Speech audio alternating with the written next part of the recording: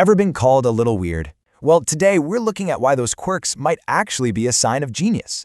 Yeah, a lot of us have these little habits that don't quite fit the mold, so let's get right into it. Because what if those odd behaviors aren't random? What if they're your brain's secret weapon for focus? Well, there's actually a name for this. It's called cognitive eccentricity. Let's break that down. Basically, it means these quirks aren't flaws. They're signs of a highly intelligent brain at work.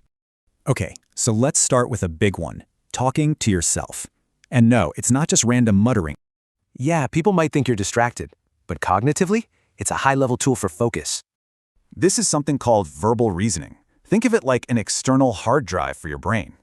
So it's helping you organize thoughts, lock in memories, and stay incredibly focused on what matters. All right, next habit, that preference for walking alone. What's that all about? Again, it might look antisocial, but really, it's your brain craving some distraction-free processing time. This ties directly into something called cognitive complexity. A busy mind just needs quiet to think. So see, it's not about avoiding people. It's about making room for those big ideas to grow.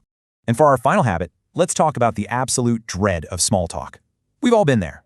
This isn't about being rude or arrogant. It's about a brain that's just wired for depth.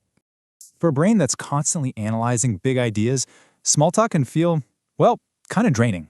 So what's the common thread here? How does this all connect? It's a three-step process. Absorb data, filter out noise, and then use the physical world to process it all.